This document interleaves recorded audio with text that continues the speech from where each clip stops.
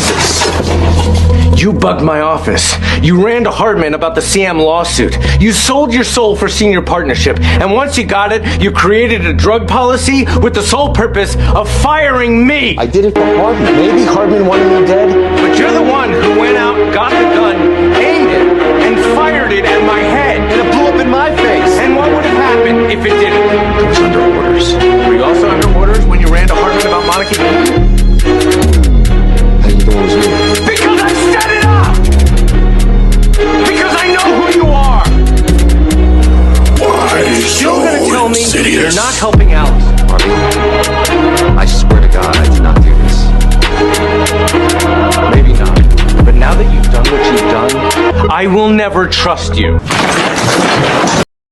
Sa paglamon, never na nag-hesitate. Tambay palagi sa Jollibee FB page. Lahat ng menu, kinikrave. 5-star lagi ang nire-rate. Everyday, evident. Sa mga occasion at main event, nauuna pa yan sa celebrant na mag-celebrate.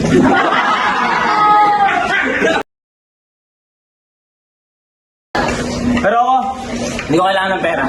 I'm here for cash. Nandito ako para linisin itong mga culture trash. Oo, marunong kayong sumulat, bumuo ng bars, pero hindi lang yan yung elemento magbibigay sa'yo ng scars dahil handa na ba talaga kayo sa battle rap? Ha?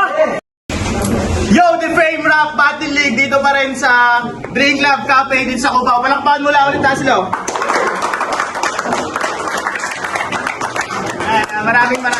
Maraming salamat sa pagpapairam ng video at maglilinis kami dito, promise. Ayun, madalian na lang ako.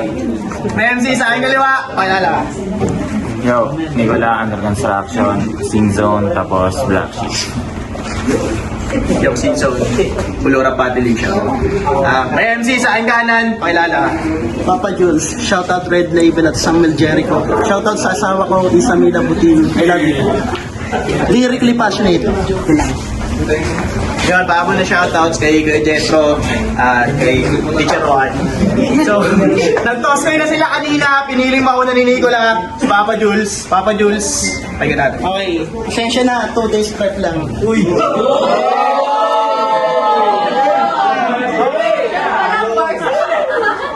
Okay, sorry I'm late. Deserve ko ang hate. Pero kahit may sakit, hindi ako matatakot sa mga tirada niya. May sakit nga kaya mabigat ang aking dinadala. Game! Game! Ipakikilala ko ang aking opponent base sa aking income na generate.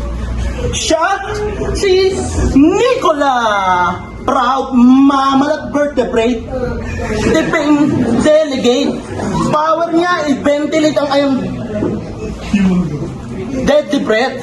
Shy, may 39. Waistline ay 38. Literal na heavyweight. Sa paglamon, never na nag-hesitate. Tambay palagi sa Jollibee FB page. Lahat ng menu, kinikrave. 5-star lagi ang nire-rate. Everyday, evident. Sa mga occasion at main event, nauuna pa yan sa celebrant na mag-celebrate. Hayop sa kainan. Buffet ang daily place. Ikaw lang yung kilala kong baboy na early bird.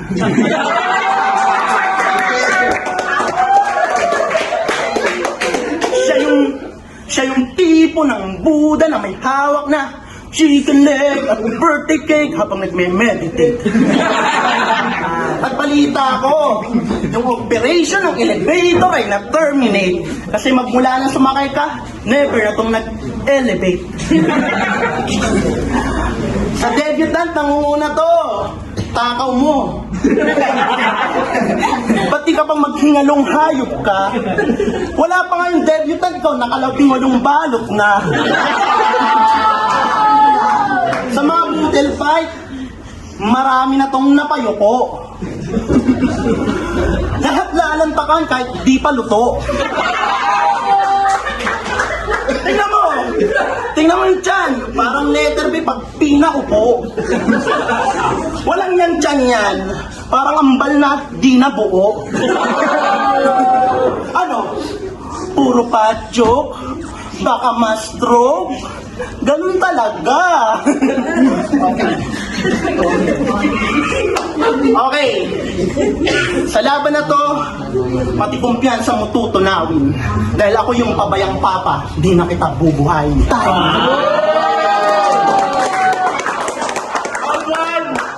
Go, Nicola, pahinga natin. Yo! Eto na! Yung battle na matagal nang hinintay. Dikdikan to ng mga barang pamatay. Lex. Lex, salamat! Sabay mo pang binigay. Huwag kang mag-alala. Isisiksi ko sa isang body bag. Itong dalawang bangkay. Kaya ba, 14, kamusta? Anong pakiramdam na may gising na halimaw sa inyong harapan? Ano yun? Yan, ito. Ah, isa ba? Oo, ito. Lex! Hindi tayo nagkaintindihan! Nagkolak na ako! Nagkolak na ako nakaraan kong laban? Alam kong busy pa si Marcos at Makoy. Di ba ako pwedeng palagan? Ang hiningi ko dalawang kalaban, hindi dalawa lang pangalan. Papa Diyos! Parang pamilyar yan. Parang pamilyar yan. Last battle ko, silencer. No offense, pangit. Pero aminado naman. Debut ko si Gio, spoken word artist na sanay sa lirikalan. Lex, silang dalawa rin to, pinag-fusion mo lang.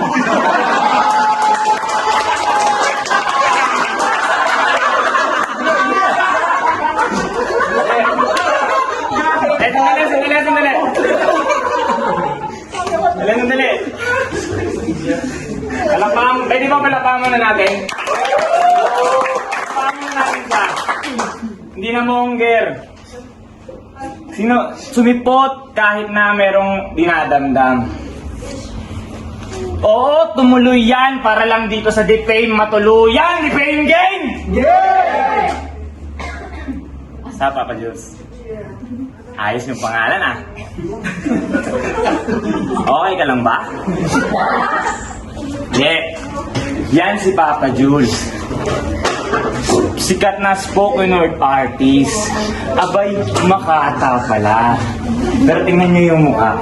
Mukhang UP na barya. Putang ina pangit. Kahit titigan nyo. Pero in fairness, mukhang endorser ng facial wash.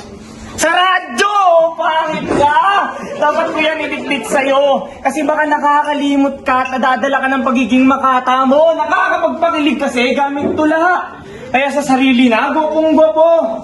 Pero yung napapakilig naman, mga mukhang katulong na minsan lang pagdayo pinang-amo. Putangina. O kaya yung mga tindera sa bakery. Si Aling Baby at Aling Marie. Yan yung mga betis niya, mga nanay na ang banggit sa Jollibee, di ba?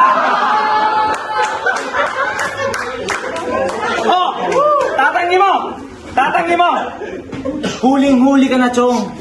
Yung huli mo daw chinek-in, puta, may pit-pit pa na ba yung? Oo, chinek-in niya yung probinsyanang nagtitinda ng kakanin. Kala may mangyayari, sumandal pa sa sapin yung kumot, habang yung babae nakatitig lang. Sabay-sabing, Pogi, ilan ba bibili mo leche plan? Putang ina kasi nagtitinda lang, chinek-in mo na! Tama ka ba? Kaya ka lang tinawag na Pogi noon para lang bumili ka. Kaya may tanong ako sa'yo.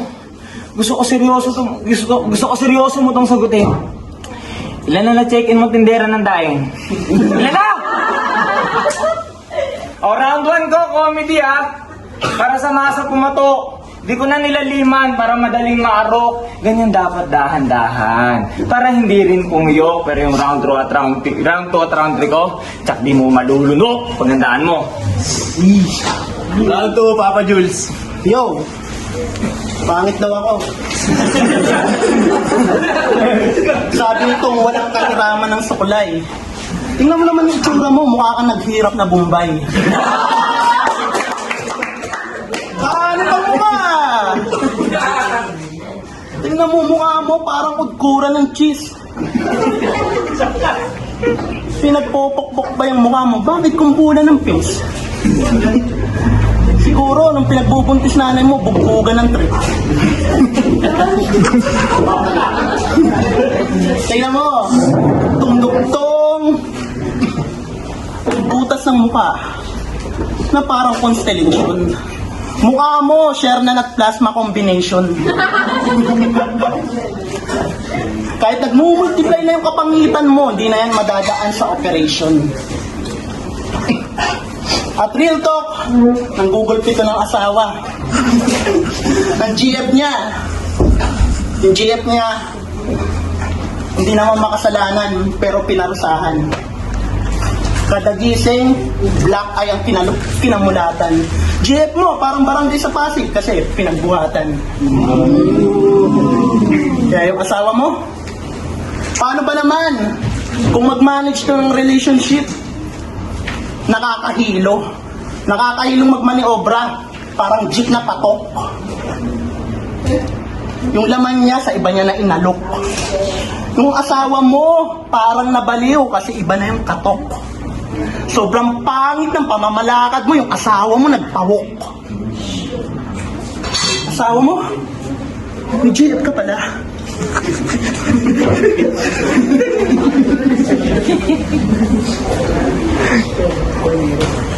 Yung better half mo, pinakita na sa iba ang kanyang kabuuan.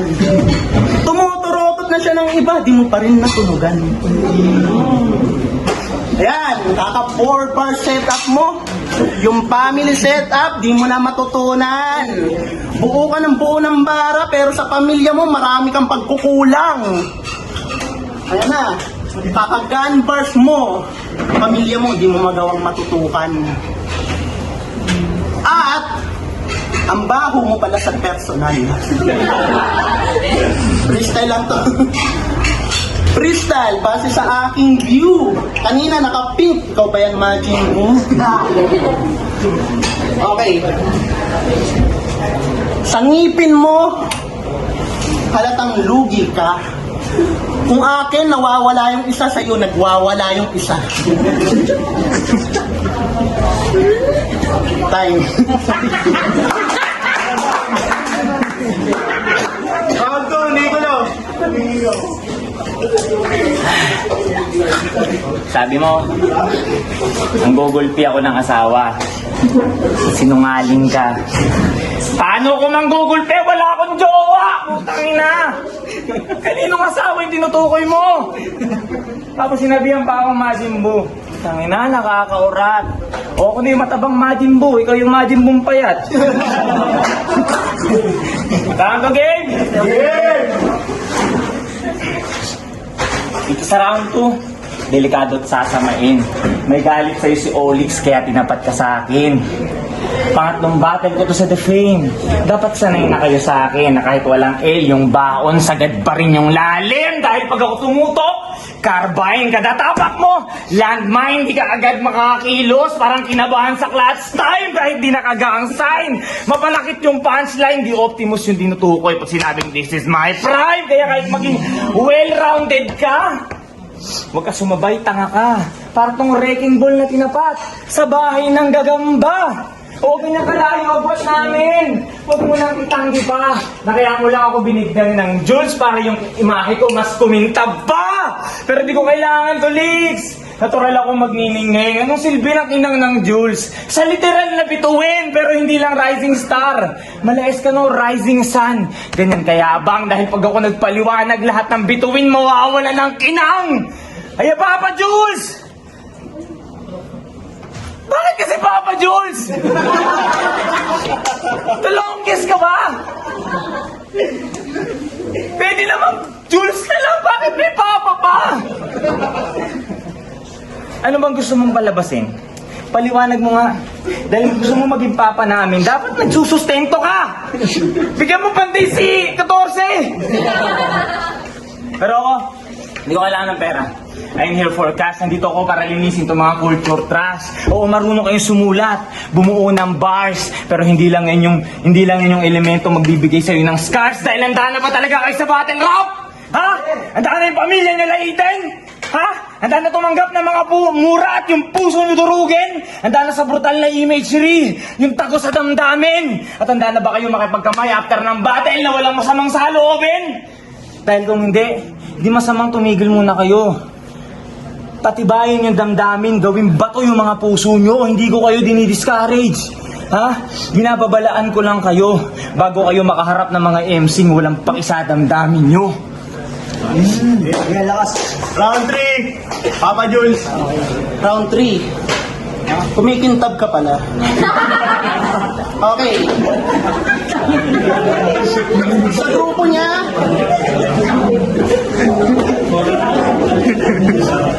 niya, siya ang nagdadala ng round. Kasi yung mga plato, siya yung naghuhugas ng maayos. Sa grupo niya, siya yung nagsashine kasi siya yung tagapunas ng sapatos. Okay. Personala na.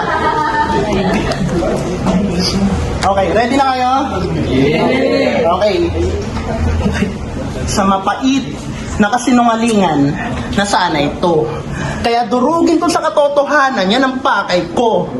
Wala naman sana akong balak mandamay, bro. Kaso lang, alam mo bang magpinsang buo yung nanay at tatay mo? Gabi ng Sabado, ginawa ka nila sa ilalim ng lababo ng bahay nyo. Tatay mo, dumadaan pa sa bintana. Makapunta lang sa bukana ng iyong nanay. Kaliwat kanan ng bayo, parang sagana sa palay. Kaya ganyan yung mukha mo, pinaglihi ka sa anay. Tapos yung lalabasan na yung tatay mo, yung ari niya ng alay. At alam niyo ba may motor to? Pag nagpapagas to, yung motor, papatak-patak. Pag nangihila siya ng motor, batak na batak, yapak ng yapak. At alam niyo ba, wala to sa hulog. Buti pa yung motor niya, hulugan. Ginagamit niya pag yung asawa niya ginagawa siyang utusan. Alam niyo ba, nung sa pambabae siya'y natunugan, motor ang ginawa niyang tulugan, yung paa nasa tambutso, nasa manibela yung ulunan. Ang lakas ng trip niya ito, no? Nagpaparking sa bubungan. Oy, magaling to magluto. Wag niyo tong gugutumin. At wag mong masubukin. Bibisto ko yung katangaan mo, wag mo akong subukin.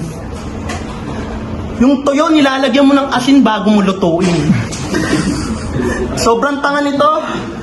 Yung pagluluto, dapat sinasarili lang.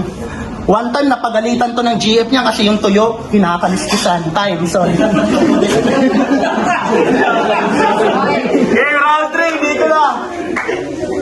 Asawa naman, wala nga akong jowa. Wala rin akong motor, tangina mo. Motor ka ng motor, porque pukahan tambutso. Inawag pa akong anay. Ito ni Abnoy. Kasi alam niyo sasapitin sa anay nitong mukhang kahoy. Round 3 game. Ano na? Diyan ka pa. Ibig sabihin, handa ka talaga. Tapos tingnan natin kung kakasa ka ba. Ito na yung brutal na imagery. Makinig ka ha. Dapat malampasan mo to nang di nanginginig pa. Dahil papadukot kita bukas. Bukas pa. Saba na kulay pula. Sisiguraduhin kong walang takas yung galamay na kakadena. Itutodo ko yung speaker para wala sa yung makarinig. Tapos sisimulan natin yung torture. Simulan natin sa bibig. Ihilangin ko yung dila. Tsaka ako pagsasalitain. Pag gumalaw na yung pangasabay, sasabakin. Pag dinaputol, uulit-ulitin. At pagkaputol, pinagputulan, bubudburan ko ng asin. Dabay diretso sa mata. Dukot, hila. Dukot, hila habang yung ilong ay dahan-dahang kinikiskis ng liha. Pagkatapos, sabay ko pang pupunitin yung tenga. Tapos subugot. Naulo yung marireceive ng yung pamilya. Ano brutal, nakakatakot? Immoral, napakahayop. Inaamin ko naman, hindi ko yan tinatanggi. Dahil binabalaan na kita kanina, di ba? Sa damdamin nyo, wala akong pake. Yung katawan, hihiwain yung bituka. Hihilahin laman loob. Gagayatin diretso sa kalan. Sisisigin yung buto. Pipinuhin hanggang sa maging pulbos. Tsaka ako isasaboy sa crowd. Parang Lebron na nag-powder toast, tangina, yung katawang sinisig. Ipapakain ko sa kamag-anak mo habang sila'y umiiyak. Hanggang sa walang matera sa papa. Kahit pa itaktak, ano, di na gets? Di na gets? Kailangan ko bang bagalan yung setup? Hindi. Kayo sumabay sa akin. Come on! Ketchup! Tangina! Please! Di ba ba ito sapat na patunay na isa ako sa top tier sa liga mo? Ba't ganito binibigay mo sa akin? Inamaliin mo pa rin ba ako? Hindi na ako mag-call out. Baka lalong atrasan lang ako.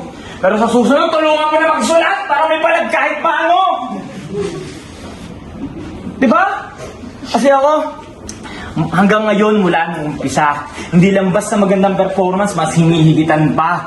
Yung pagka-electrifying parang Meralco. Buwan-buwan tumataas yung halaga. Di mo kakayanin, sakbal yung hating ng Nikola Tesla.